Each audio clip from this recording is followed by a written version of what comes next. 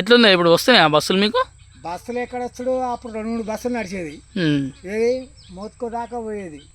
ఆత్మకూరు ఓ bus, Uppalapadu Parpalli అని ఓ bus, మోత్కో దాకా ఓ bus, 3-4 నడిచేది మన చామపూర్ రూట్. నడతలేదు. ఫ్రీ బస్సులు ఎక్కుతుర్రా ఆడోళ్ళు? ఫ్రీ బస్సులు ఆడోళ్ళు టికెట్ లేదు కాబట్టి ఎక్కుతారు. ఎందుకు ఎక్కరు? టికెట్ లేదు కాబట్టి ఎక్కుతారు. మొగోళ్ళకు పైసలు టికెట్ కట్టాలి, హైదరాబాద్ దాకా లేవాడిపోవాలి. వాళ్ళని లేవాటి కూర్చోబెట్టలేం మనం. ఎందుకు ఇస్తలేరా సీట్లు? సీట్లు ఎట్టి ఇస్తారు? వాళ్ళని లేవాటి మనం కూర్చోలేంగా, నిలబడాలి. మనం ఇట్లా పట్టుకొని నిలబడాలి. అట్లా అసలు ప్రభుత్వం ఉంది ఇప్పుడు. ఇప్పుడు ఆ బస్సులు పిరి బస్సులు పెట్టాలి. మంచిగా చేస్తుండే అనే రేవంత్ రెడ్డి అట్లా అంటారు మీరు నిజంగా. ఒకటి ఇప్పుడు నువ్వు పిరి బస్సులు ఏమిటికి ఉపయోగం చెప్పు? కాకపోతే అందులో సగం టికెట్ తగ్గించి టికెట్ పెడితే ఊరి పోతలు. ఇప్పుడు ఇంకొకటి చిన్న ముచ్చట, మన ఆలోచన మేరకు మాట్లాడాలి. ఇప్పుడు పిర్యాన వరకు ఎట్లుంటుంది? ఇంట్లో పని ఉన్నా లేకున్నా మా అక్క దగ్గర పోతా, మా చెల్లి దగ్గర పోతా, ఒక మాట. అదే టికెట్ ఉంటే పైసలు లేవుగా, నేను పోను అన్న ముచ్చటకు వస్తుంది. అంతేనా కదా? ఇప్పుడు పిర్యాన వరకు ఏమవుతుంది? ఇక్కడ గొడవ కానీ ఇంట్లో పైసలు లేపోని, అంతేనా? పైసలు లేపోని ఇంట్లో గొడవ కానీ జా అక్క దగ్గర పోతున్నా, చెల్లి దగ్గర పోతున్నా, అమ్మ దగ్గర పోతున్నా, అయ్య దగ్గర పోతున్నా, జా పోతూనే ఉంటారు.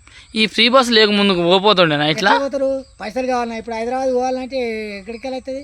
సింగారం నుంచి గాజులకు యాడికి పోతారు? చార్మనార్ పోతారు. ఇట్లా కూడా పోతారా అనే? మరి ఎట్లా అనుకున్నావు? ఇక్కడ గుడెంలో పని చేస్తోళ్ళు సదులు కట్టుకొని ఆధార్ కార్డు పట్టుకొని ఆ బస్సు నిండా నింటారు. బస్సు నిండా ఏది సదులు కట్టుకొని పని పోతోళ్ళు ఏమన్నంటే ఆధార్ కార్డు. అదేనా పని?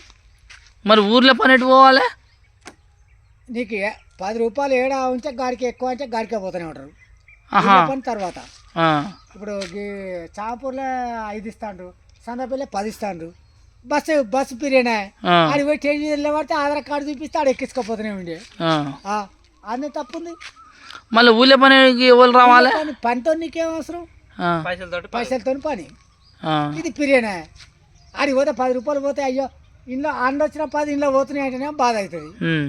అంతేనా కదా? అవును. మరి ఇది పిరియనా ఆడ 20 వస్తుండే బస్ కిరాయి లేకుండా. ముత్తిరెడ్డిగూడెం పోతే బయట హైదరాబాద్ పోదామంటే అయ్యా తలకాయ నొప్పి. అక్కడి నుంచే బస్సు ఆపరు. కరెంట్ వస్తుందా అనే? కరెంటు ఇక దమ్మదం ఇక వచ్చేకాడికి వస్తుంది కానీ దమ్మదం పోతుంది వస్తుంది. దాంట్లో కూడా ఆ ఉంటేళ్ళు కూడా కరెక్ట్ చూసుకుంటే ఏం కాదు. ఉంటేళ్ళు మొన్న ఇక ఉరుణ్ మెర్చి ఏమన్నా పండు ఏమన్నా ఉరుణ్ మెర్చి అయినప్పుడు అందులో ఉంటారుగా సబ్ స్టేషన్లో వాళ్ళు ఏమైంది అంటే మీరు ఫిల్టర్ మలపంగానే కరెంట్ పోతుంది అని అంటాడు. ఆ సబ్ స్టేషన్లో పీస్ పోయింది చూసుకోవాలి వాళ్ళు. సబ్ స్టేషన్లో పీస్ పోయింది చూసుకోలే వాళ్ళు. సబ్ స్టేషన్లో పీస్ పోయింది చూసుకోలే. మరి ఏమైందంటే మీ దిక్కు ఫిల్టర్ మలపంగానే పీసు కొడుతుంది అంటారు. మళ్ళా లైన్ మేను హెల్పర్ ఇందాక వచ్చి చూసుకొని ఏడ తప్పుందంటే ఇవన్నీ దొవలాడిరు, ఏడ దొరకలే. మళ్ళా ఆడికి ఫోన్ కొడితే ఆ ట్రాన్స్ఫర్ దాంట్లోనే పోయిందట సబ్ స్టేషన్. అది సై ఆగడ ఓటాలు పోసినాయి. అంత వరదాకా నాకు ఆ ట్రాక్టర్ వచ్చింది, ఈడ లైన్ లేదు.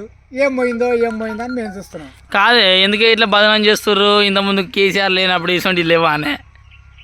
కేసీఆర్ ఉన్నప్పుడు ఇట్లా కరెంట్ పోలేదా? కరెంట్ పోయినా కూడా ఇచ్చేది కానీ ఒకటి.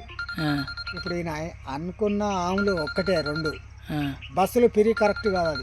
అది తెలిసినంత వరకు నువ్వు ఏమన్నాను, కాకపోతే నువ్వు అటు ఉండొచ్చు ఏదైనా కావచ్చు కానీ బస్సు కరెక్ట్ కాదు. అదొకటి. ఇప్పుడు నువ్వు పెన్షన్లు అన్నావు, ఆ పెన్షన్లు టైం ఏమడి నువ్వు అప్పు చేస్తావు పోయినా ఆయన అప్పు చేసిండు, అదొక భాగం ఆయన మీద నూకేసినావు. 7 కోట్ల అప్పు చేసిండు. ఇప్పుడు ఆయన 7 కోట్ల అప్పు చేసిండు బరాబరే. 7 కోట్ల అప్పు చేసినప్పుడు మరి నువ్వు కరెక్ట్ చేసింది ఏముంది? ఒక మాట